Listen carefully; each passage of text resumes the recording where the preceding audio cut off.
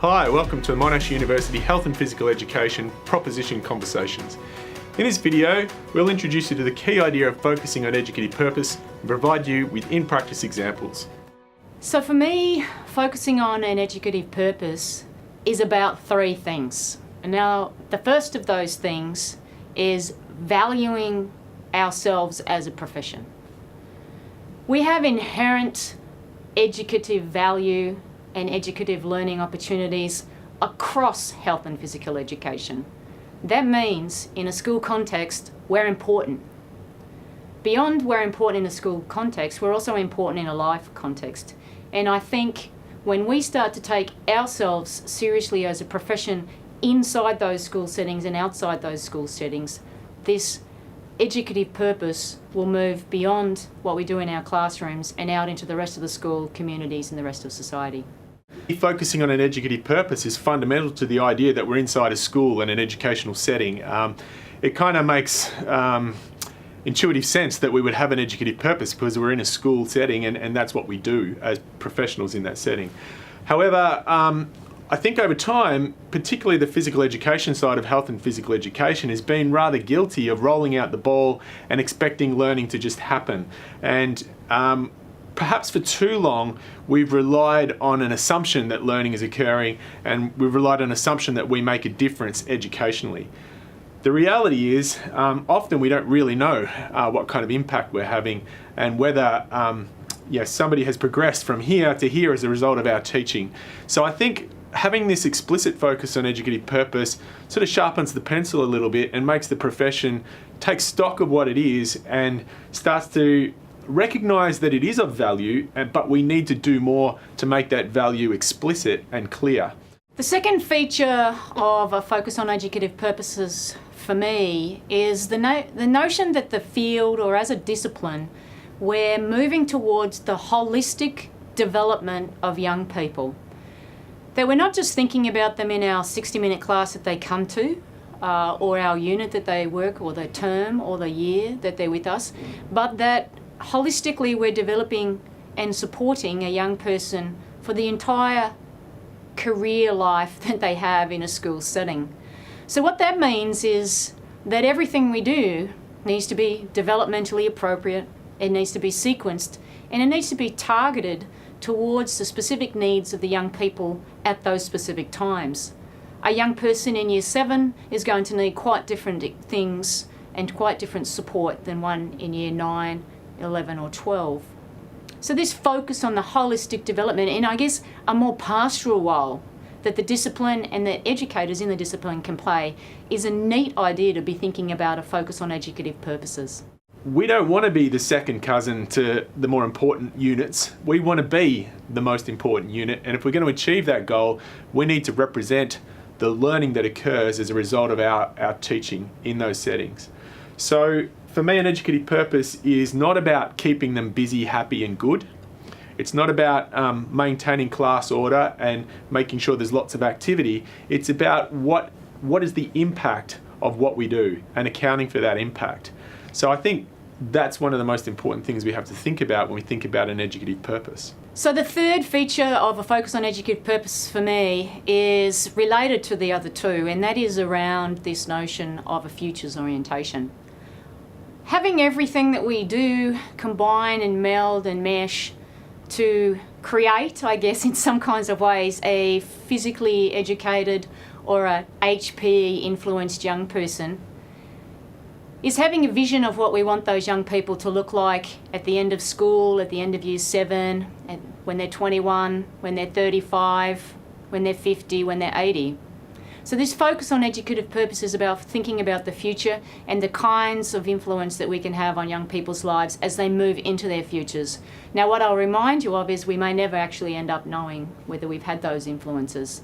But I think a focus on that educative purpose from the get-go in all of our classes will most certainly move us towards helping young people to construct a future that is optimistic and positive with regards to their health and movement experiences.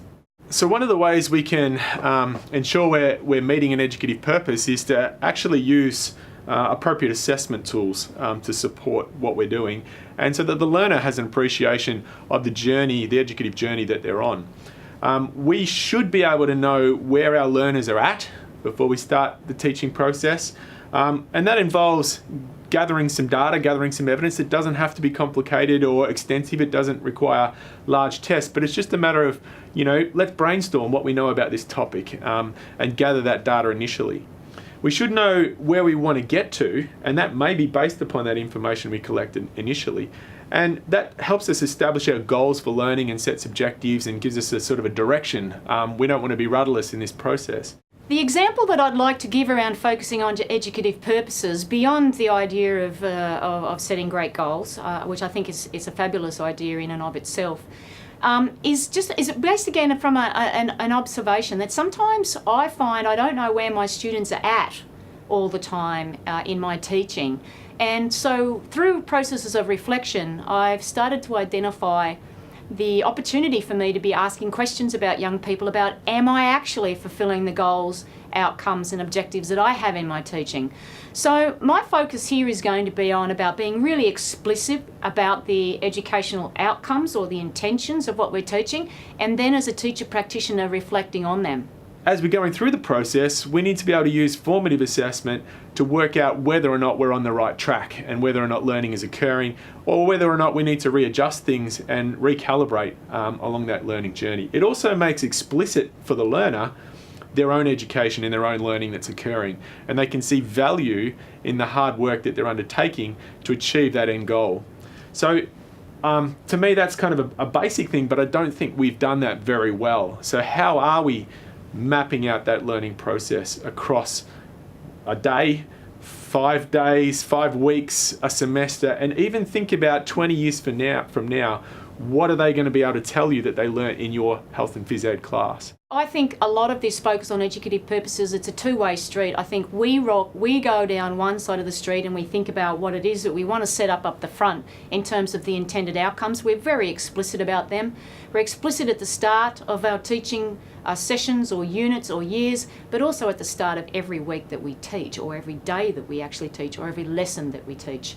Reflecting upon those experiences and asking ourselves some simple questions about whether the outcomes have been achieved or whether student learning has taken place becomes paramount for that, which takes me to the second stream and my conundrum.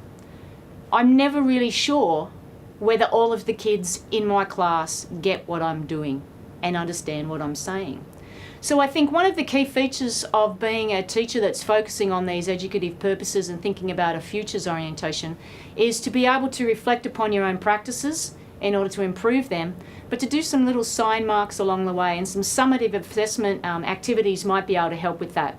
Certainly setting up learning stories at the start of a unit or a week or a day, where you find out where young people are at and you're gathering some basic information about that experience and then coming back to it at the end.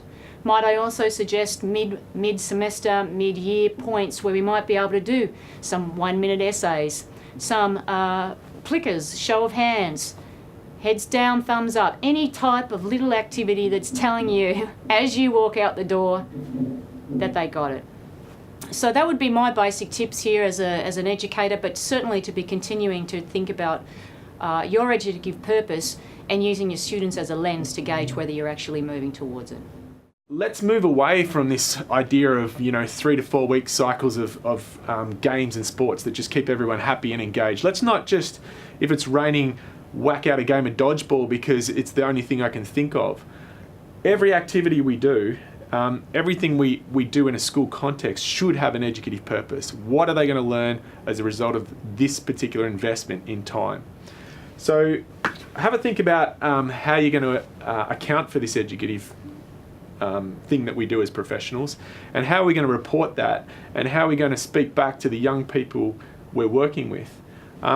Things like portfolios. Having a portfolio of work is an excellent way for a young person to demonstrate the vast array of knowledge, skills, understanding that they've developed as a result of being in your health and phys ed class. It documents a range of learning, and it gives an educative focus to what it is that you do. So that might be a neat approach, is to start to capture that information and build an evidence base for what learning has occurred in this unit. Give some thought to how you're going to capture education in health and physical education, and I think that will go a long way to, I guess, representing us as professionals in an educational context. Thank you for tuning in to the Monash University Health and Physical Education Proposition Conversations. Bye.